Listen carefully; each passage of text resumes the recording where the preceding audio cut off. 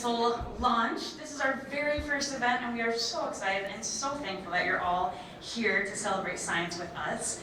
With that, I am gonna bring up our panelists, and we are gonna get started. Thank you so much.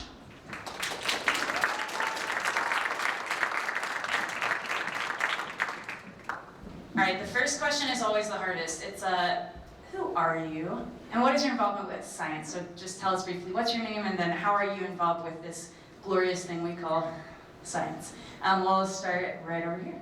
Okay, well, I'm Dr. Nate McCready. I'm an astrophysicist here at the University of Montana. I'm an associate professor in the Department of Physics and Astronomy. And I have sort of two main passions in science. One is research astronomy. I think myself as a research astronomer fundamentally.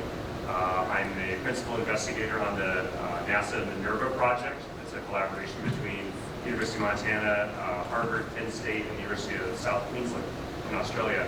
And the four universities got together and built a telescope, four telescopes in fact, down in Arizona that we use every night to look for Earth-like planets around nearby stars.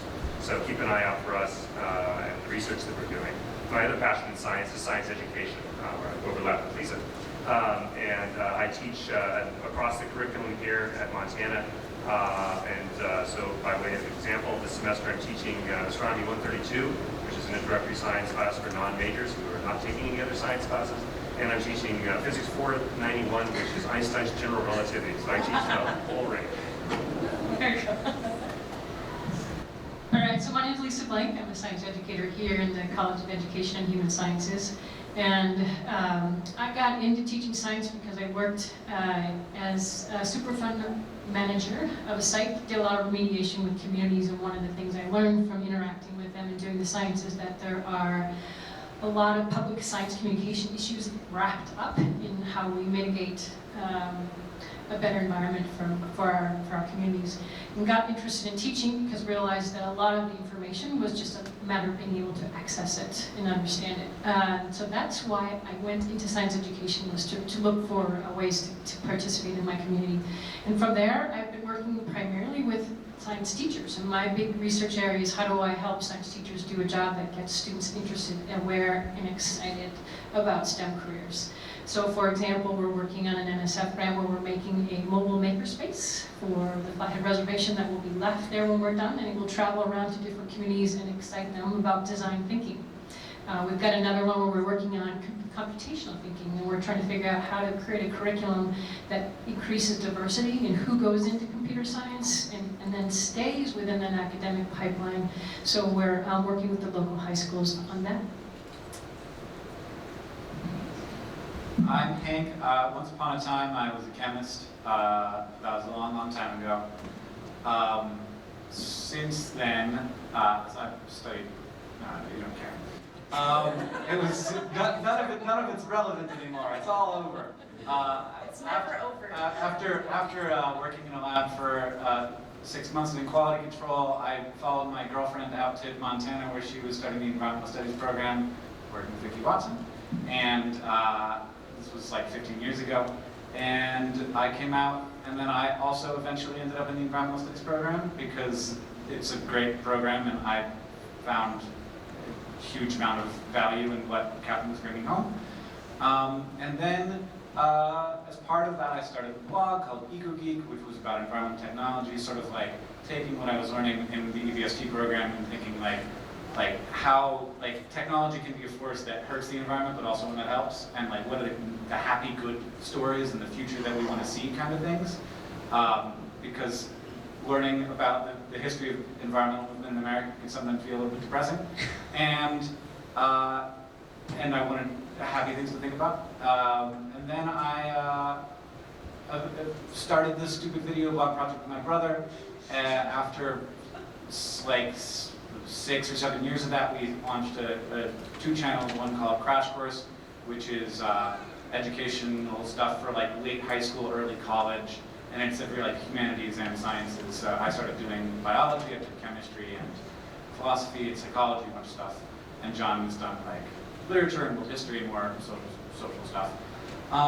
And SciShow, which Brett has recently joined us helping out with that, which is just a show about like science and like some news things that like here's what happened this week, but also like here's the like the history of how we found out about this cool thing. We just, yeah. So we make like 9 of those a week, so there's a lot. And we have a really great team that makes that in Missoula, which is great. I'm so glad that I was able to do it here with cool people. So I talked to lots of people about science on the internet, is the short version. Excellent. Thank you guys so much. So, there are a lot of formal and informal definitions of science.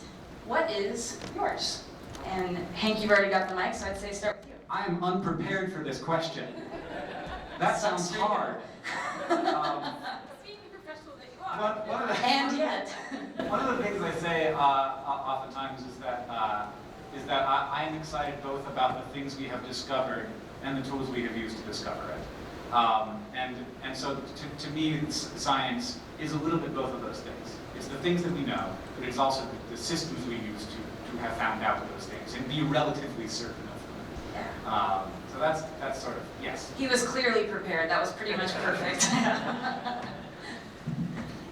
So when I think about what is science, I think about understanding the world around me, and that science is about helping me understand the how and the why. But I also think about science as a worldview, and that it tells me that scientists have a respect for evidence and reasoning, and that they arrive at those understandings with a set of rules. Some things count for data, some things don't, but we all abide by those so that we can have confidence in the ideas that come from science. So I see that those two pieces being very important. Well, I don't have to say any of that because I agree with all of both of those impressions of this. But the one thing I would add to that is that I think of science as a human activity. Science is something that humans do. So scientists are flawed individuals. Scientists have biases, but we have, as Lisa said, we have a set of rules about what constitutes evidence, about what is a sufficient line of argument, what's a sufficient line of reasoning and logic, and we do tests that are falsifiable. We don't just make claims and claim our authority. We make predictions and then we test them, and if we're wrong, we scrap it and start over. And it's a way of knowing. Science is a way of approaching the world at large, the universe in which we live, and understanding how everything interacts.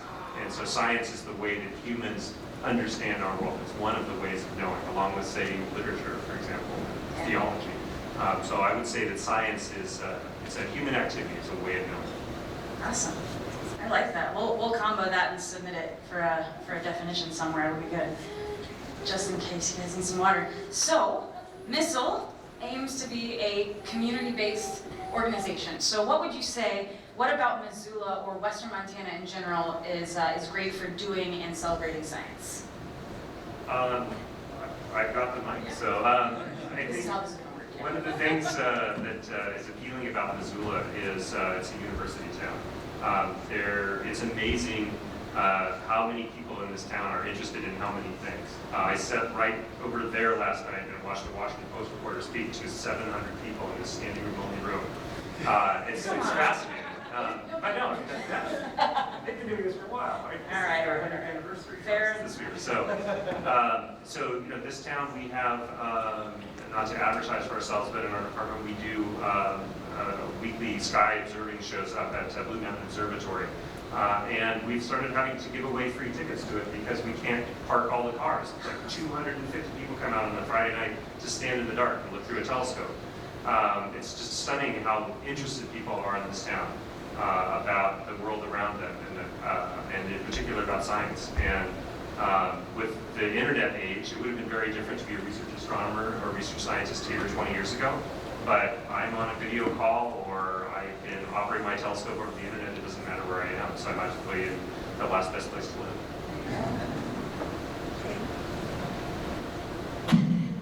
So to add on that, I think what I would add is Missoula has a very strong sense of place, and Montana does in general, and that sense of place means knowing place well, and by knowing place well, you're committed to taking care of that place, and of course science is deeply embedded in how we do that.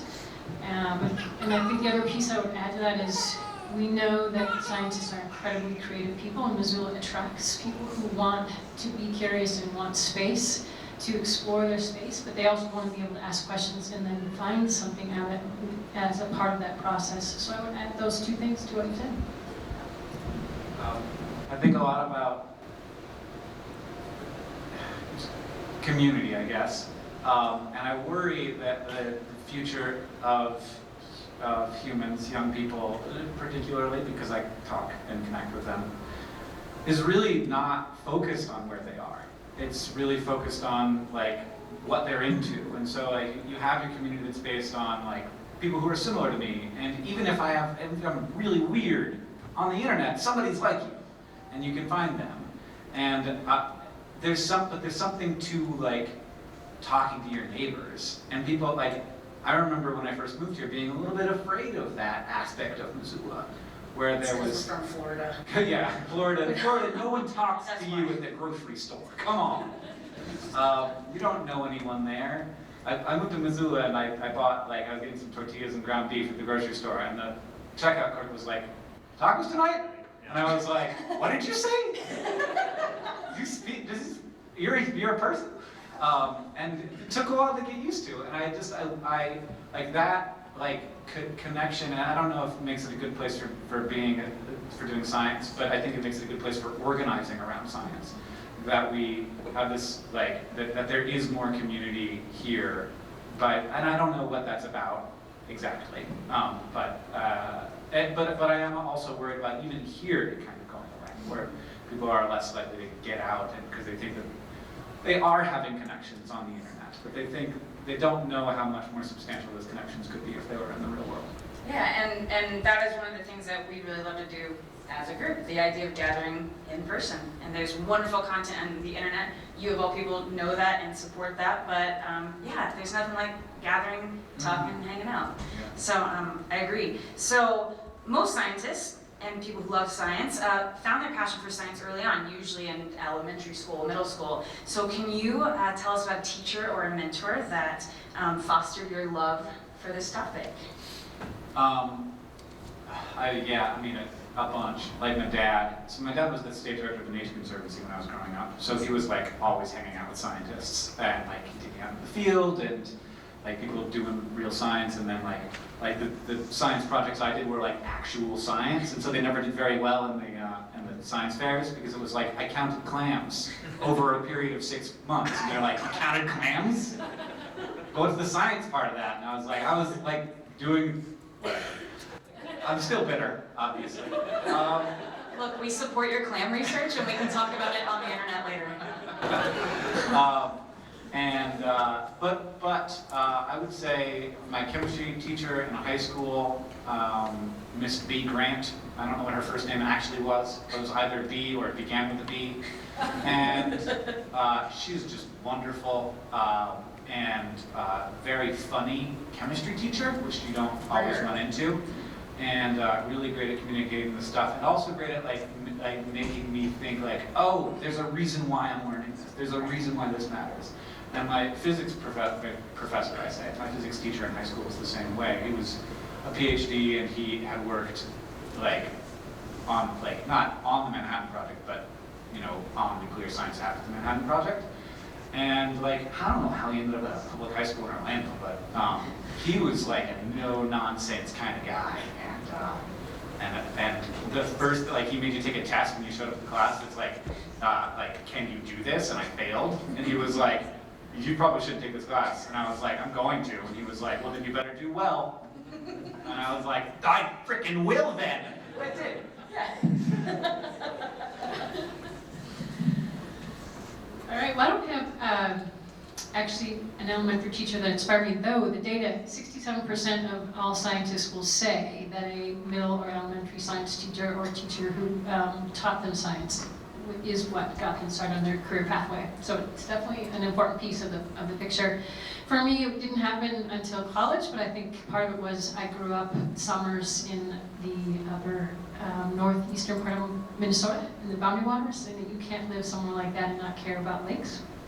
And so that was what I wanted to do initially when I started my undergraduate career, and my first limnology classes where I really confirmed, yeah, I really want to do science. So that's how I got into it. So I don't know if I match up with the 67% pressures on here, but for me, the real selling point, well, there were a couple of things. Like King said, it was with your parents. My parents were very supportive of my interests growing up, and anything I sort of wanted to try, they got me interested in it or followed up my interests and facilitated those. And whether that was playing baseball in the local league or if it was my interest in science. And so they bought me a small telescope, a little 4-inch refracting telescope that I would go take out in the driveway. We grew up in Oregon, it rains all the time. So if you get a clear night, you go out in the driveway and just point it at everything that wasn't a street light. And I was doing this one night, star, Saturn, and like there's Saturn with the rings, and I was probably 11, and I like screamed, "Dad!" You know, my dad comes running out the driveway. He's like, "Are you okay?" I'm like, "Fuck!" You know, and he looks in there. It's just this telescope with these rickety legs, and you know, I had to point it back because the Earth was still turning, and so I pointed back, and there he looks, and he's like, "Whoa, that's crazy!" You know, it's like there's Saturn, just like a book or something. It was free. It was in our driveway, and that was amazing to me. And so my parents really facilitated that. I have to give them credit. But the thing that really made me a scientist was my high school physics teacher. So a lot of times when you take high school science, at least where I grew up, you would start out with maybe biology, and then you'd go through chemistry, and maybe some more chemistry, and then they reveal physics to you as a senior. And I saw this, and I thought, where has this been? Like, I've been doing well in the other courses, aptitude for it, but when I saw physics, it was like everything came together. There's like a few relationships, a few rules, a few behaviors that nature exhibits, and then you can put them together and make all of this. And it's kind of amazing that you can use these few principles and describe so many things, and I thought I need more of this. So John Garrett was my physics teacher, and when I published my first scientific journal, refereed scientific journal article in graduate school, there was a little 1-paragraph thank you to my research sponsors and things, and his name was in there, the inspiration. Well, then 67% of our panel, you know, fell in love with it early on, right? So, you know, we're close in there. So, and I love that you found it later on, because like teaching college age and teaching younger kids, it's so cool to see college students who you're seeing that this is really the first time they're starting to think about science. And I've loved it forever, so it's hard for me to think, and it's great to hear those stories because I think that's really valuable. So, who's your favorite scientist, past or present, and why? Everybody cringes. Ooh, boys. It's always hard to pick favorites. Yeah. Okay, well, we won't tell them. I can't pick a favorite at Taco Bell. All right. Look, Taco Bell has more options than science now. So, for example, mine is Jacques Cousteau because of the red beanie and scuba and ocean. It's that easy. Come on.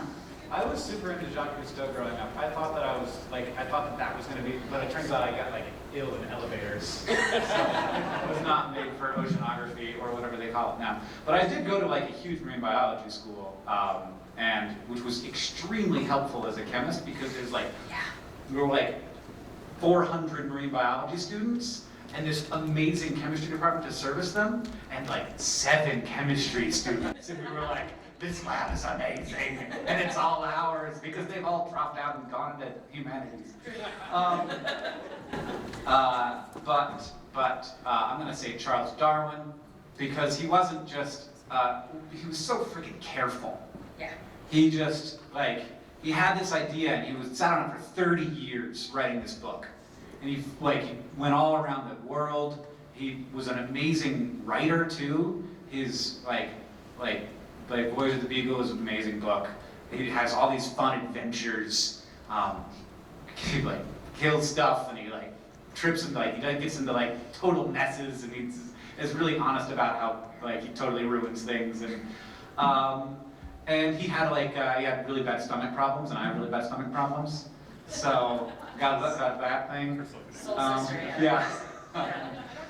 Yeah. And he struggled a lot with his the implications of his work on religion, and his struggling with his faith. I think that's also resonant for me. And I've always been obsessed with Charlie D. Chucky D. Yeah. Always a good bet. I think I would say Rosalind Franklin. Yeah, for a couple reasons. One, she's unrecognized a lot for what she's done and how she contributed to what Watson and Crick obviously got the recognition for. But not only that, if you hear her story, she was incredibly persistent, even when it didn't seem like things were going anywhere. And I really admired that she just kept going and believed in herself and believed in the science and believed in the story that she was pursuing, because she knew there would be a time when it would come together. And I just feel like that's a very admirable quality, so that connected me to her. And I love genetics. All right, well, I had more time to think, so I thought of 3. He's cheating, guys. Well, the first one is a gift for all of us because today is March 14th. It's Pi Day, but it's also Albert Einstein's birthday. So I'll mention Albert Einstein. Yeah. I teach special relativity course here on campus. Taught that about 6 times now, and this year we missed the 100th anniversary by a year and a half. But 102nd anniversary of general relativity, we are for the first time in the 104-year history of the University of Montana's physics program offering a course in general relativity. And so a colleague and I are team teaching it, and that's been really fun. Einstein, people think of him as a genius, but this stuff just sprouted from his head. And he had marvelous insights and came up with relationships between time and space that no one else would have come up with for another 2 or 3 decades. He won his Nobel Prize actually for something that someone else would have discovered within a year. The photoelectric effect runs your solar calculator, very useful and cool. But relativity was way ahead of its time, and people didn't even know what it was for. And this was just something where it was a problem that he just sort of bit down on it and just shook it and shook it and shook it. And it took him 11 years to come up with the theory of general relativity after he'd sort of worked out the special case. It's just dogged determination, teaching himself the math, and as someone who struggles with high-level math, I approve of how hard he worked to understand that stuff. It didn't just bring out of his head and pat himself on his big flowing mane.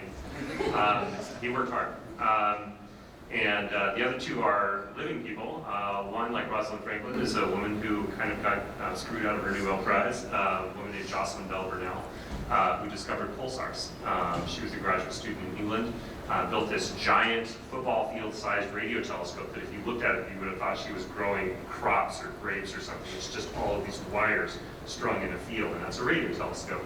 And she was going to use it to study the motions of gas in the Milky Way or something. And they found these little point-like sources where they gave off radio waves that flash, and they flash like every 2 seconds. They're just like a clock. They flash and they flash, and they thought, what is this? Is something signaling us? No, that doesn't make sense. But they named the first one LGM1, for Little Green Man. And then they found another one, so they called it LGM2. And then they found another one, they said, we need to stop this because people are going to take it seriously. And what they had actually discovered was spinning neutron stars, radio flashes. So as they spin around, it's like a lighthouse, and a beam of radio waves whips by you. And so when you see it go by you, it looks like a flash. And some of these flash up to 300 or 400 times a second. Very rapidly spinning stars made only of neutrons, the most exotic stuff you can imagine.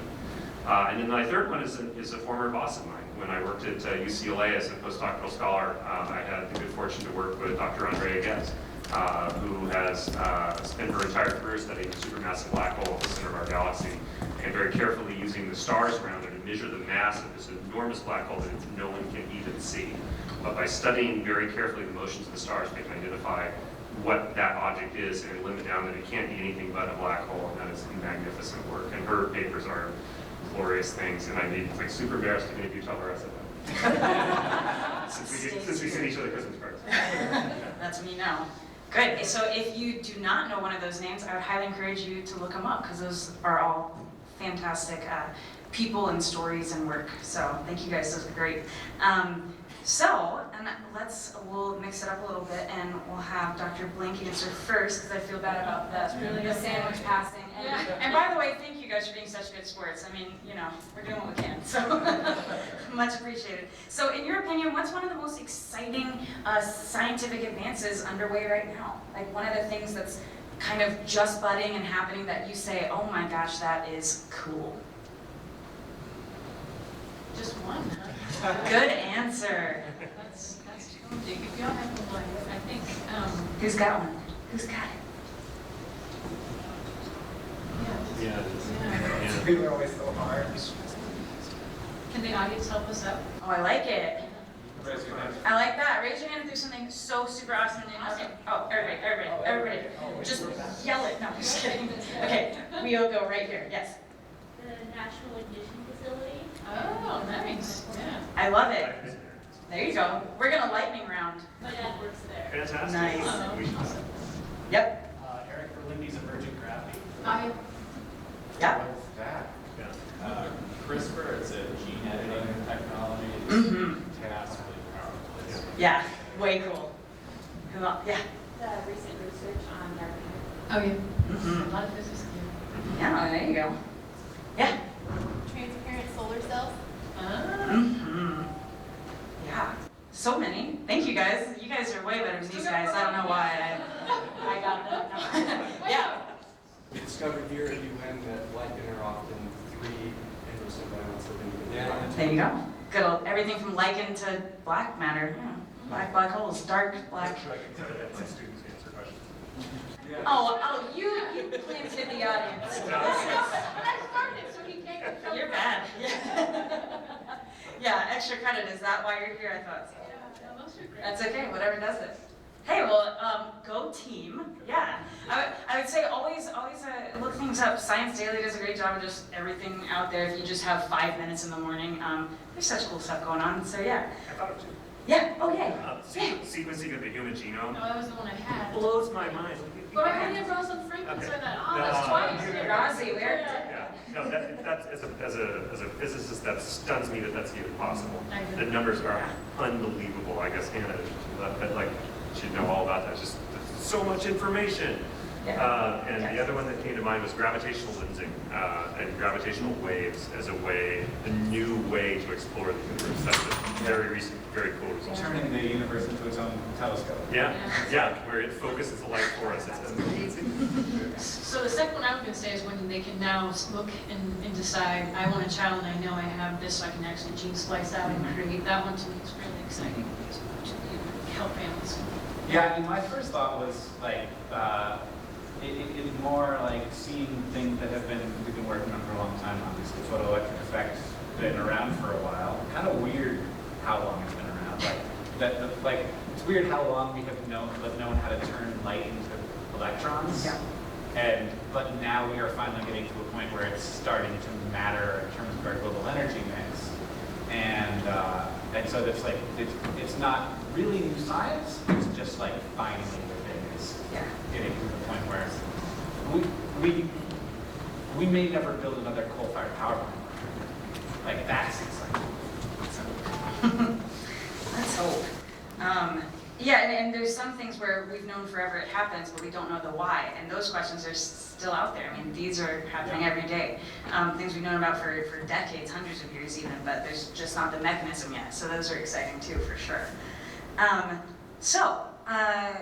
What is something science-related that most people don't know, but you think they should? Either if it's a neat fact or maybe something that just gets overlooked in your field. He's got I'm it. gonna give you guys a break so you can think for a second. These questions are making my brains hurt. So I think a lot about bias, and particularly anchoring bias, because I don't think that it's avoidable. So basically, if you read a book, suddenly everybody, or you're like, everything becomes like, it almost is like suddenly everything seems like an example of something that happened in that book or something that's explained by that book. So if you read a book on, population, you might see all problems in relation to population. And that can be really problematic if you anchor to the wrong things. And so I think a lot about what I try to anchor to, because you can't not. Every time I read a nonfiction book, I'm like, suddenly every problem is within that frame. And so I try to always be pushing myself toward particular frames. And one of them is just Gaussian curves. So the fact that everything is pretty much a bell curve. Understanding that just because something happens doesn't mean that it's likely, and unlikely things happen all the time, allows me to, I think, see the world in a much more accurate way. And so I almost want to go back and reread the Wikipedia article on Gaussian curves every week, so that I can stop being like, this is weird, there must be something happening, but it's in fact no, sometimes you meet somebody who has the same name as you, and sometimes sometimes two people in the same neighborhood get the same kind of cancer, and it doesn't mean that they all have, it doesn't mean that there's weird like electrons flowing out of the wires and poisoning everyone. And like there's a lot of, and that like that is just a sort of like a statistical understanding of the world. It eliminates a lot of misunderstanding, and also helps be like, you know what? Probably if the scientists said that, like and like a bunch of scientists agree, and they've been talking about it for a long time, they're probably right, even if it doesn't quite seem right to me. So that's mine. I think just in general, like using statistics as an actual tool, like the base level of statistics to help you understand the world is really helpful. And I'm glad that I took one statistics class, and I'm glad that I did not take a second, because it's kind of feel like it's like I was not going to do that for a living. So I'm going to go back to the basics for what I think about a lot, and that is we still, and it still surprises me how often we are confronted with what science questions science can answer and which questions science cannot. And we spend a lot of time arguing about that, and we know that the theory of gravity is a theory, and yet we argue about the theory of evolution, and they are in fact both the same. And we have a deep understanding about science facts that relate to gravity, and yet we will say there is just a theory of evolution. But we will say absolutely that theory of gravity. How does that happen? And so for me, what's really interesting is what I think is missing is a deep understanding of that, where I started, which is what questions can science ask and answer, and what can they not? And if we had all an agreement on what the nature of science is, or how science is different as a way of knowing, that would help a lot. I'll just throw in quick seconds for probability. Statement that improbable things happen all the time. Yeah, absolutely. That's something we've seen a lot of lately, where people misunderstand what things are going on. I find that frustrating. And also, I was actually going to say the idea of what constitutes a theory, what constitutes evidence. People saying it's just a theory just bothers me, because scientists use that word in a very specific way that is not like the police show where they're like, I have a theory, you know? It's like, I have a hunch, I have a guess, I have a wild hair, you know? That's not what we're saying by that. The difference between hypothesis and theory, and the role of falsifiability and the role of experiment in astronomy, and in science. Astronomy and the other science. And the other minor sciences. Yeah, the supporting science. Yeah, so like the role of falsifiability. And I wish people understood that, I wish people could come and see scientists talk to each other and watch how hard we fight to not agree. Watch how hard we press each other. I was reading a quote from Carl Sagan recently where he was talking about what it's like to be a graduate student. You are recruited to come join this program, you apply to a number of programs, and you get into a few if you're lucky, and then they recruit you and try, and it's the only time in your life if you're not an athlete that you feel like an athlete. And they want you to come to their program, and they take you out to dinner and everything, and they're really nice to you, and then the first year they're trying to get you to work with them, and then you give your first talk, and they rip you apart. And you didn't think of this, you could do this, why didn't you do this? That's elementary, but that was a trivial result. Like, it's just it's really harsh. But you realize that you are becoming prepared to be a scientist, and you are being prepared to question your assumptions, your biases. If you've never heard of confirmation bias, look it up. It's all over in the news in a not good way. People looking for things they expect to see and ignoring everything that doesn't fit their pattern. Scientists have to be really aware and careful of these things. And we are constantly looking not to tear each other down, but to poke holes. One of my colleagues at Minerva, one of my co-principal investigators on that I went to graduate school with, used to come into our offices. We'd have these code writing assignments that would take hours and hours and just solve this problem. And he used to come in with his code and think he'd got somewhere with it. He would come in and hand you his code, or email it to you, and come into your office and say, break it.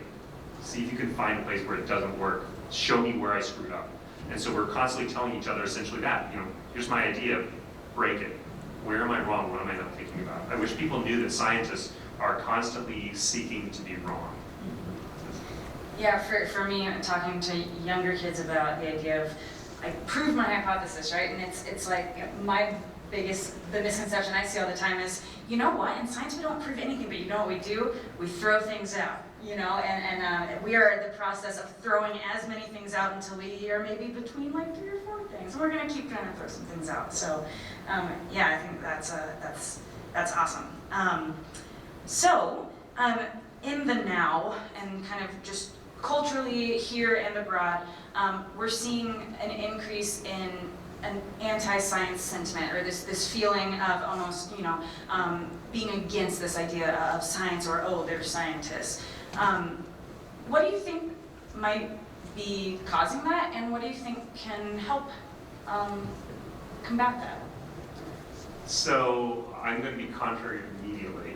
Okay, good. And point See out, science. See science, yeah. And point out that if you look at the polls of the general public, what you find is when you talk about different institutions, how much do people trust, you know, Congress? How much do people trust the press? How much do people trust the White House? How much do people trust school teachers? How much do people study? The only thing ahead of scientists, I think, in terms of public trust is the military. So we are very well respected by actual citizens. There are a lot of really loud people that like to question what we do, but I don't think the public buys into it. So with that said, there are pockets and sort of loud pockets of anti-science, and I don't know, scientists aren't, our agenda is, I mean, you think about how people get into science, it's our own curiosity. Most people go into science not out of some sense of altruism or something, it's quite the opposite. It's very selfish, like, this thing fascinates me, I want to understand it, how do I get them to pay me, right? That's kind of, we go into it because we want to understand, we want to know what the truth is. There's truth out there, and nature holds the truth, and nature only really reveals when we're wrong, to kind of tie into what Rich just said. Nature's like, nope, nice try, try again. And so you're always seeking, and always, you have that fire to understand. There's some problem that you want to be like Einstein, bite into it and shake it until you understand what's going on. So when you hear somebody that's anti-science, they're kind of being anti-curiosity, and that's kind of odd, and that's the point where I kind of put my hand on my wallet and say, what do they want? What's their agenda? Why are they against people that just want to know how things work? What are they hiding, or what they don't want us to find out? And I think I just sounded a lot like a journalist when I said that, but it's the same kind of thing. It's we're being an educator. It's like finding out the truth and like applying the tools to find that out. So, you know, if somebody says, like Chris just asked, why are we going through this anti-science motion period? What do we do to combat that? I don't know that we are at large. I think shows like Cosmos that's been on lately got a lot of attention. People are very interested. What was the movie that was just out? Arrival. I mean, there's a lot of science in there. Or the Mars movie. The Martian. The Martian. Yes. The Mars. That one with the guy. So that movie, there's huge interest in that movie. There's a lot of interest in science and technology among the public, and I think in order to sort of combat notions of creeping darkness or anti-science, it's just foment curiosity. Show little kids stuff and get them to be like themselves. Go like, whoa, how'd that happen? I'll pass this along, but there's a great, everybody know the cartoon XKCD? Yes. You should all know XKCD. Go look it up, xkcd.com. Written by a man that used to work at NASA. It's all stick figures, but it's amazing stuff. And he has this great one, and I think it's called The Difference, is the name of it. And it has this panel where the guy walks up and he presses this button and he gets a huge shock that jolts him. And then it breaks into 2 pieces and says, regular person thinks, I am never touching that button again. And the scientist says, I wonder if it does that every time.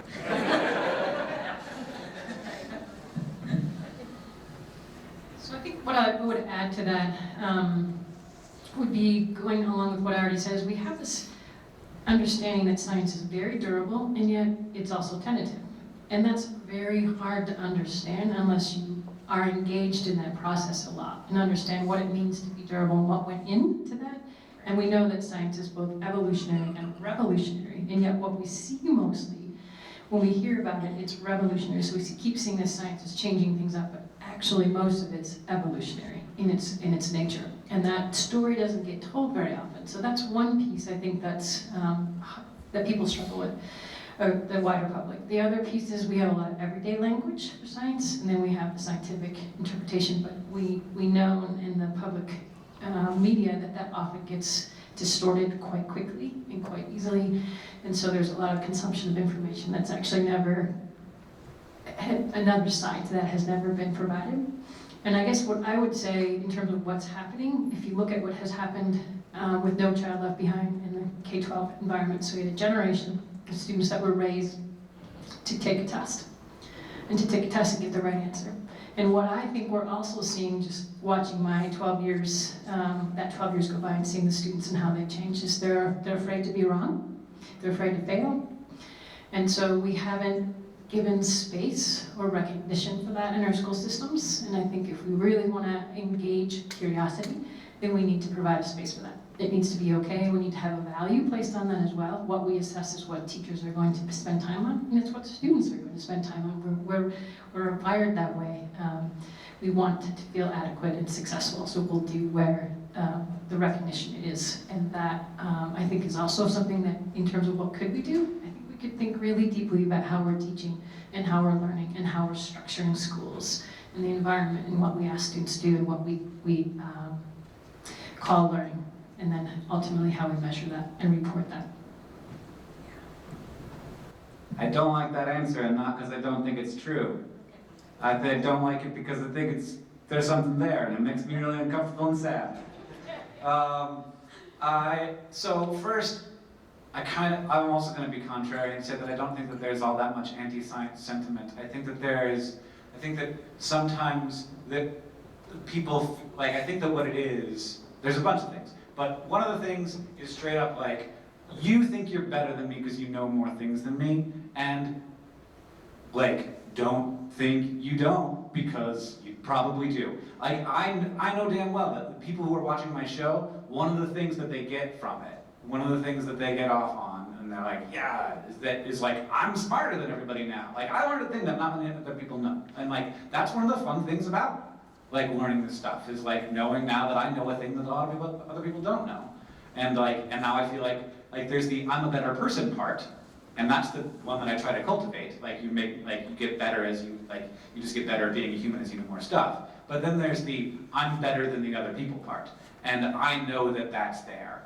And and everybody who sees science as a path to getting to feeling like they're better than someone else is a part of the problem, because you are then the elite. That's the thing that a lot of people are pushing it back against right now, is feeling like I'm a normal person, and there's all these people who think they know better, who are trying to change the way that I live my life, who are trying to belittle a thing that I think is valuable, or that that I worked very hard to build, or that I always think about my grandfather who worked in the oil and gas industry, and me coming back from first learning, and my super environmentalist dad, and kind of wrangling at that, and him being first of all, global warming we didn't know about bad things. We were solving problems. We were creating all the things that we all use right now. We're creating roads. There's a hole in Butte, but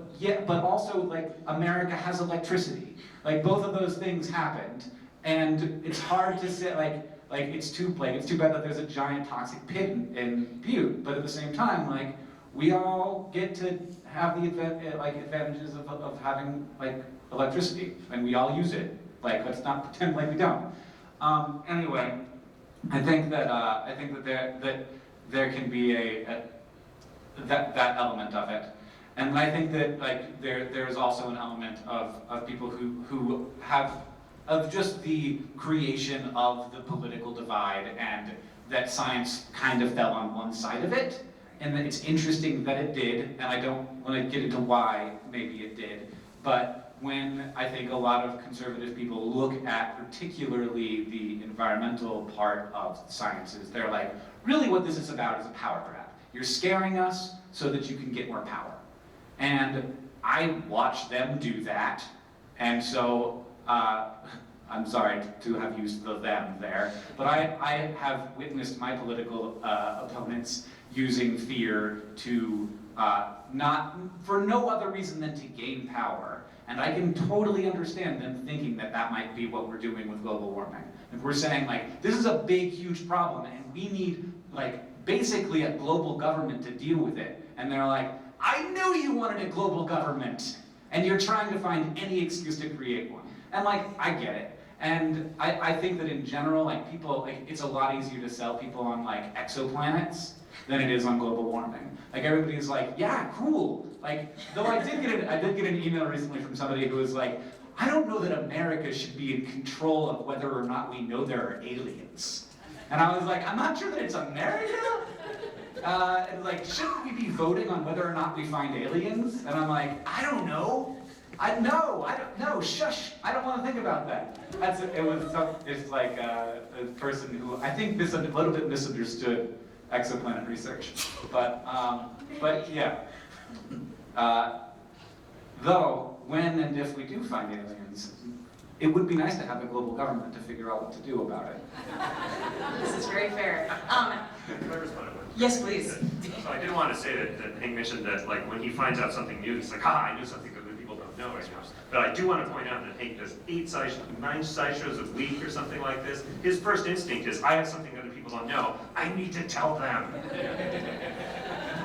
It'll be too neat.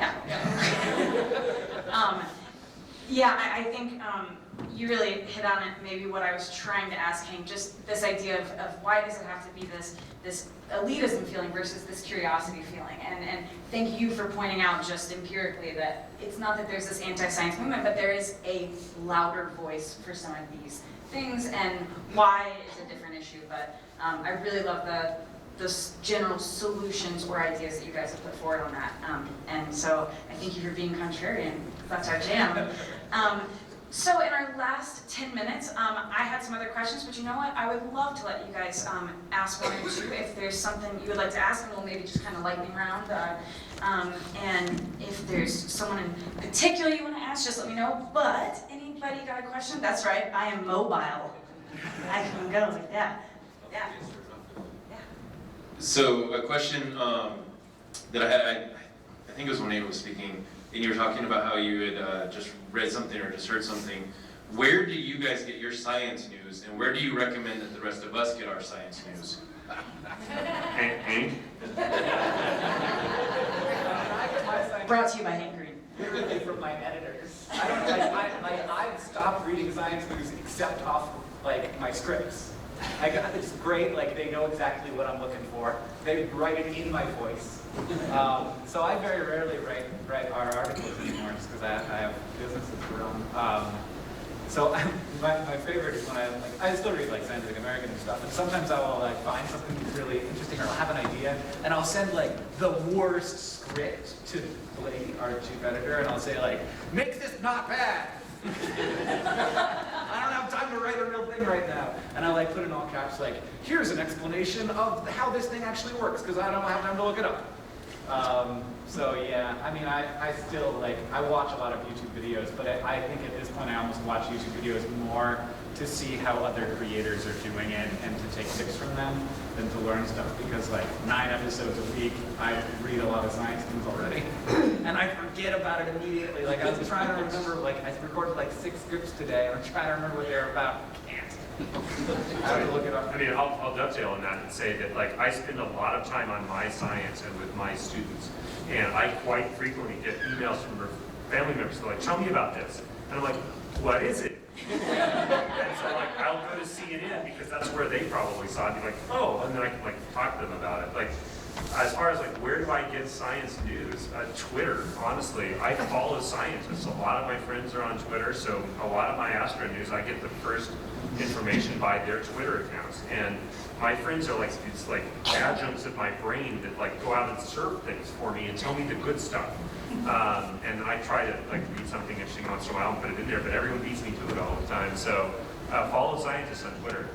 Scientists are curious people, and they're like, check this out, it's crazy. So yeah, Twitter, it's or family members ask me what stuff is. It's going to be really boring and see I get them from the scientific journals. Class. I actually go to the library and read the journals, yeah. I know, sorry. Nightmares. Anybody else got some questions? Oh, so many. Right over here. I'll get around. Go right ahead. This is more for Dr. Blank. Do you think computer science should be taught in middle schools or even in elementary schools? And if so, when do you think we should start instituting it? We should be starting in kindergarten. And you can start teaching computational thinking as early as kindergarten. And if you, Estonia is an example, if you want to see a country that's doing it, they've got a computer programming curriculum that starts in kindergarten and spirals all the way up. I'd love to chat with you more about that. Thank you so much for that question. And here? I took my first computer programming class in like 1996 in high school, and the fact, yeah, yeah, well, I could like QBasic, like I'm like, and the fact that like I took a computer programming class in 1996, and yet it is still not a thing that is available even to a lot of high school students.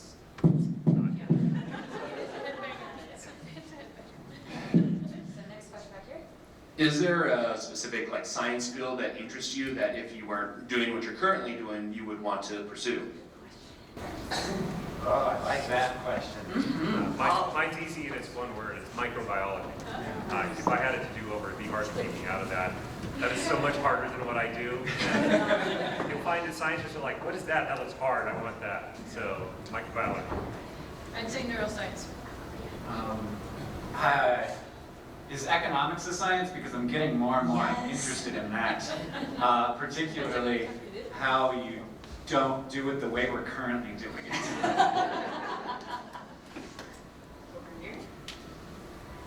I'm going to have to disagree with Dr. McCready that only humans do science, because I have 2 cats who are bathtub scientists. And they constantly drop things into the bathtub to see if they will float or sink. They do replication, they'll pull them out again and throw it back in again to see if it does the same thing. And they'll even bring stuff from other parts of the house and drop it in the bathtub to see if it floats or sinks.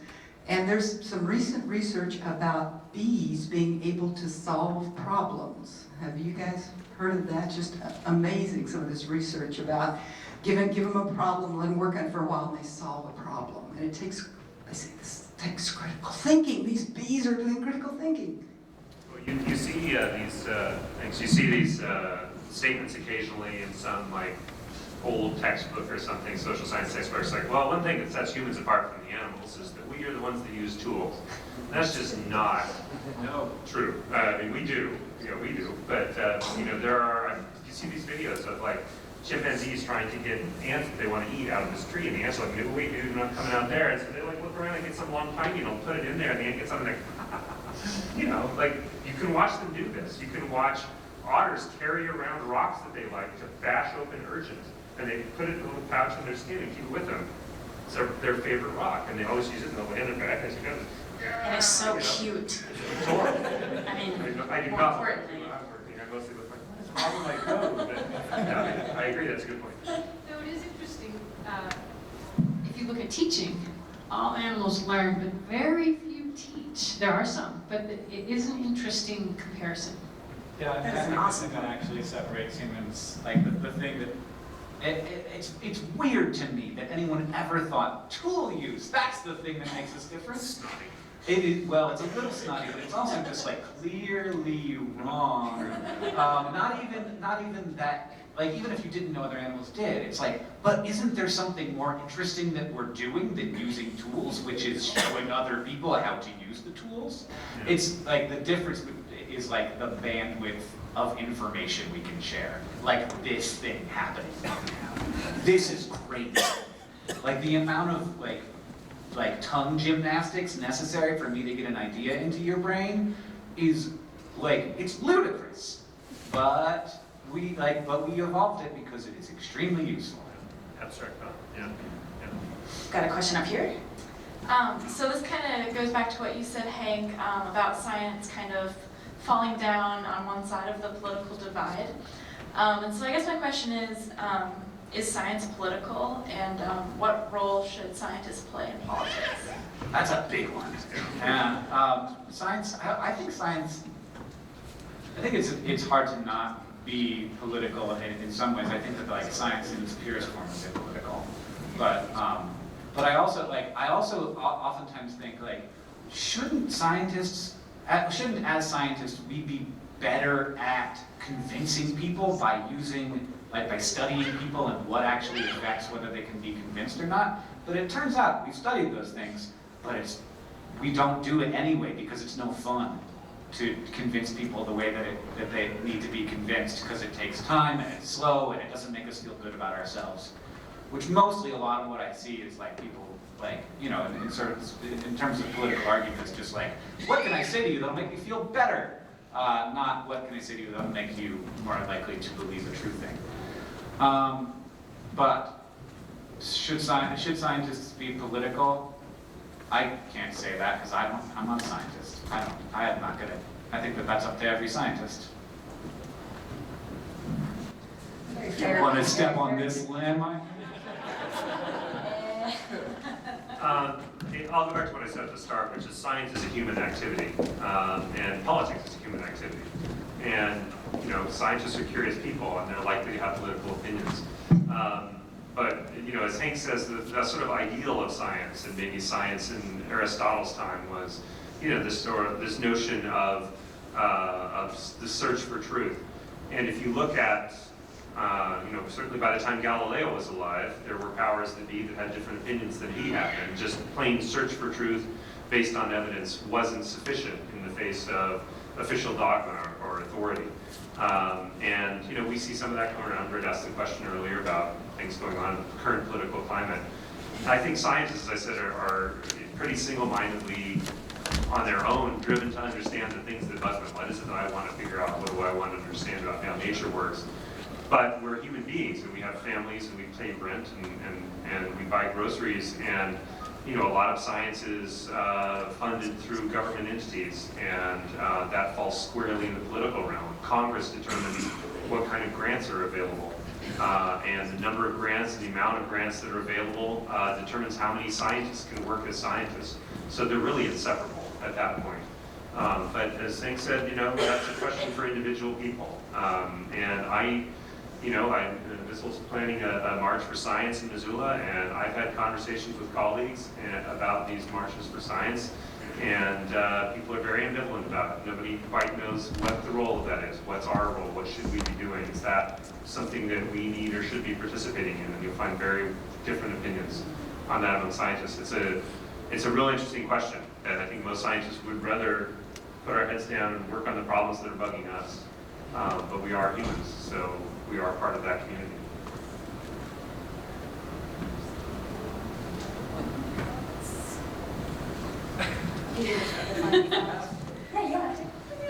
That was a good talk. The only other thing I think I could add to that, because the granting piece is a huge one that people have figured out.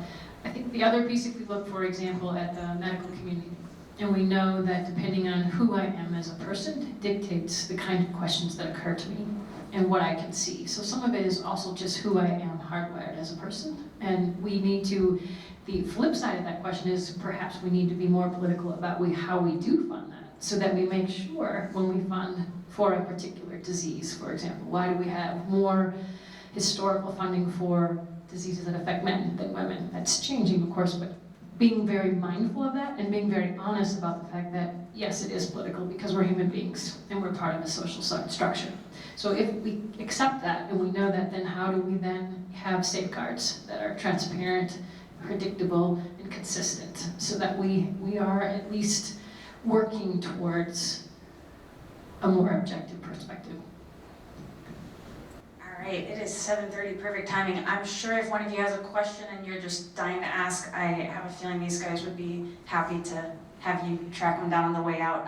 Please join me in thanking our wonderful panelists, Dr. McCready, Dr. Blanken, and Green. Thank you guys so much. I couldn't think of a better way to start the event. So I invite you to have fun, talk to each other, and celebrate this wonderful little night we get to all spend in each other's company, engaging in science and critical thinking. So we'll be around. Thank you guys so much. Have a blast.